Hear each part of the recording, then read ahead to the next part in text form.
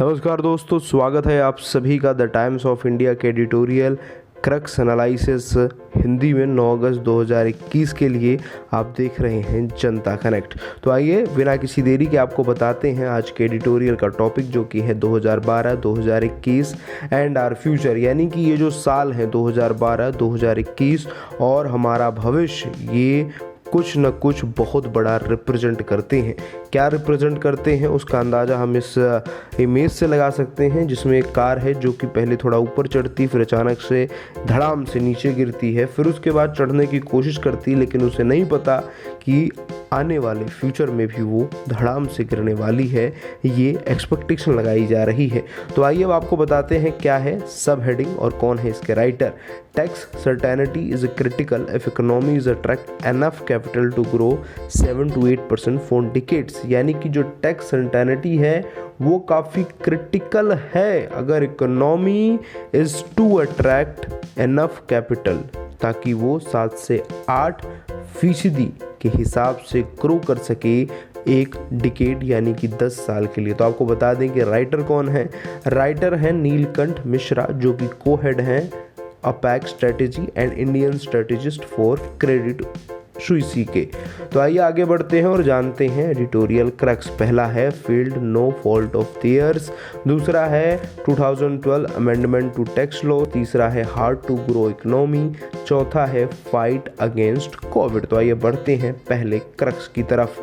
तो यानी कि field no fault of theirs, यानी कि वो फेल हो गए पर उसमें उनकी कोई भी गलती नहीं है।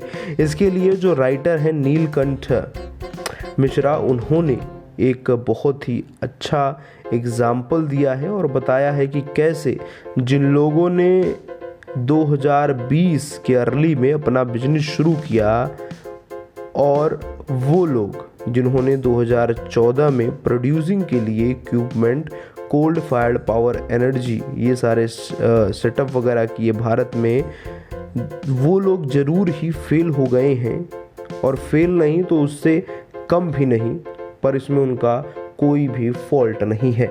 और यहाँ पर विश्वास कीजिए, then having to further add to their uncertainty of loss, यानी कि एक तरफ कंडीशन ही ऐसी है, दूसरी तरफ लॉ, यानी कि कब बदल जाएगा, कब कहाँ उसमें क्या चेंज आ जाएगा, उसको लेकर भी कोई गारंटी नहीं है सरकार की तरफ से। जैसे कि रेट्रोएक्टिवली, यानी बहुत ही तेजी के साथ 2012 में कानून को बदला गया, when tax laws was changed as to tax a transaction done 5 years earlier, यानी कि पिछले 5 सालों को टैक्स को लेकर, टैक्स की ट्रांजैक्शन को लेकर अचानक से 2012 में कानून को बदल दिया जाता है। फिर उसके बाद बात आती है कि मतलब जिस तरीके से वो भले ही कानून में आपके लूप होल हों, उनको चेंज करने के लिए सरकार कानून बदल रही हो, लेकिन जिस तरीके से वेरिएंट्स आते हैं, नए नए चेंज आते हैं, नई नई चीज़ें कानून में ऐड होती हैं, उससे जो फर्म है वो कहीं ना कहीं अनसर्टेनिटी का शिकार हो रहा है। और उसमें given a level of expected returns from investment, the answer to the question it is worth it depends on the cost of capital, which in turn depends on the uncertainty of a project or a business phases, यानी कि जब भी हम किसी project में investment करते हैं तो वो डिपेंड करता है कॉस्ट ऑफ कैपिटल पर, और जो कॉस्ट ऑफ कैपिटल है वो डिपेंड करता है अनसर्टेनिटी ऑफ अ प्रोजेक्ट और अ बिजनेस फेसेस, यानी कि higher the uncertainty the higher the cost adds to the uncertainty and you ends up pushing away investment as fewer of them make the cut, यानी कि जितनी uncertainty ज़्यादा होगी उतना capital भी आपको ज़्यादा रखना पड़ेगा बिजनेस के लिए। और कई बार ऐसा होता है कि बहुत ही कम लोग होते हैं जो उसमें से कुछ बना पाते हैं। तो आइए बढ़ते हैं अपने दूसरे क्रक्स की ओर, जो कि है 2012 अमेंडमेंट टू टैक्स लॉस, यानी कि new risk from 2012 amendment to tax laws were not just that, even though it was made for only one transaction and one firm, several large transactions involving large foreign funds had to come into the crosshair. Income tax demand had been raised in 17 cases, but also it showed to prospective investor in India that even assumptions around the legal environment at the starting point could change later on। यानी कि जो legal environment है, यानी कि जिस terms and condition पे आप कानून को लेकर चले, वही कानून लेटर ऑन भी चेंज हो सकता है और आपको 5 साल पीछे जाकर नए कानून के हिसाब से काम करना होगा, टैक्स भरना होगा, जिससे जो बिजनेसमैन क्लास है, जो एंटरप्रेन्योर क्लास है, उनको काफ़ी दिक्कत का सामना करना पड़ सकता है। The legislative changes to not apply this tax for transaction before May 28, 2022, addressing this uncertainty. However, the ongoing cases settle in particular to which seem significant। यानी कि बहुत सारी चीज़ें ऐसी हैं जो अब लॉ को लेकर लोगों के मन में अनसर्टेनिटी को पैदा कर चुकी है। तो आइए अब जानते हैं कि क्या चीज़ है, मतलब कि वो क्या सारी चीज़ें हैं जो यहाँ पर बताने की कोशिश की जा सकती हैं। तो यहाँ पर यह भी कहा गया है कि the retrospective tax reversal does not weaken this sovereignty. History is replaced with stories of successful rulers acknowledging errors as well as those making pragmatic decision to let go of smaller battles to win the bigger wars. To seen as just and fair is perhaps more important than being as authoritative। यानी कि ये भी कहा गया है कि जो leaders होते हैं, जो छोटी छोटी चीज़ें होते हैं, उन पे ज़्यादा ध्यान नहीं देते हैं। अगर जो बड़ी वॉर के लिए तैयारी कर रहे हैं वो इन सब चीज़ों पे ज़्यादा ध्यान नहीं देते हैं, वो बड़ी लड़ाई के लिए सारा इंतज़ाम करके बैठते हैं। और कई बार ऐसा भी देखा गया है कि fair perhaps more important than seen as authoritative, यानी कि सिंगल लीडर क्वालिटी।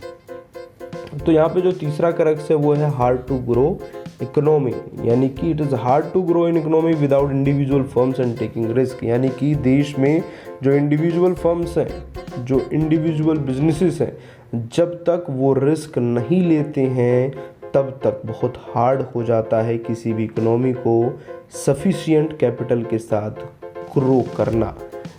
तो इसमें वो सारी बातों का जिक्र किया गया है कि किस तरीके से जब कोई पेंडेमिक आता है तो कोई देश या फिर घर की तरह ही लोग अपने सेविंग को बचा कर रखते हैं और सेविंग का इस्तेमाल करते हैं। कई बार देश खुद की सेविंग पर डिपेंड करता है तो कई बार देश दूसरों की सेविंग पर डिपेंड करता है। जैसे कि समवेयर जो भारत है वो इंग्लैंड की जो सेविंग है उसे कहीं ना कहीं यूटिलाइज़ किया जा रहा है भारत में। और यहाँ पर एग्जांपल दिया गया कि किस तरीके से वर्ल्ड वॉर सेकेंड में Asian tigers and then China last country की किस तरीके से जब लड़ाई होती है, कुछ भी मतलब ऐसी सिचुएशन बन जाती है तो उस समय किस तरीके से सेविंग्स को यूटिलाइज़ करके देश अपनी कंट्रीज ग्रोथ को बचाते हैं। तो आइए बढ़ते हैं अपने चौथे क्रक्स की तरफ, जो कि है फाइट अगेंस्ट कोविड। यानी कि जिस तरीके से कोविड का इफ़ेक्ट हुआ है वो काफ़ी डरा देने वाला है और 18 महीने तो कुछ ऐसे रहे कि मानो सब कुछ बंद हो गया हो, ठप हो गया हो। और ऐसे में जो रिस्क कैपिटल है वो भी कहीं ना कहीं हम लोगों ने खो दी और जो ऑलरेडी मार्केट में जो मौजूद थी वो भी कहीं ना कहीं कंज्यूम हो गई और उसे लोगों ने कंज्यूम कर लिया है। तो ऐसे में जो देश है उसके पास क्या बचता है, यानी कि किस तरीके से एक बारी दोबारा से चीज़ों को उठाया जा सके और किस तरीके से चीज़ों को दिखाया जा सके, इसके लिए काफ़ी मशक्क़त करनी पड़ेगी। Even as we welcome the incoming surge of private foreign capital into the rapidly growing crop of unicorn, it is concerning that several, if not most of them, are advised by their mostly foreign investors to register themselves as foreign firms once they grow beyond a certain size. Tax avoidance is unlikely to be a reason. The amendment had made that clear. It is most likely to minimize the risk of authorities taking inimical and unpredictable decision. The repeal of retrospective tax decision help shift the narratives, यानी कि जो narrative set करने के लिए जो लगातार tax decision में बदलाव किए जा रहे हैं तो वो भी काफ़ी कुछ वहाँ पर तय कर रहे हैं। तो ये था आज का पूरा एडिटोरियल एनालिसिस। तो आइए अब जान लेते हैं क्या कुछ है वर्ड मीनिंग में। रिट्रोएक्टिवली यानी कि पूर्वव्यापी प्रभाव से, जिसको हम पहले से ही व्याप कर सकते हैं। इनफेलिबल यानी कि अचूक, जिसका कोई चूक नहीं जाता। तो ये था आज का पूरा editorial crux analysis the times of India newspaper का। और क्या है आपकी राय बदलते टैक्स नियमों को लेकर, और जिस तरीके से भारत में अनसर्टेनिटी बनी हुई है हर चीज़ को लेकर, उसको लेकर आप क्या सोचते हैं हमें कमेंट बॉक्स में लिखकर ज़रूर बताएं। और ऐसे एडिटोरियल एनालिसिस क्रक्स को देखने के लिए हिंदी भाषा में बने रहें जनता कनेक्ट के साथ।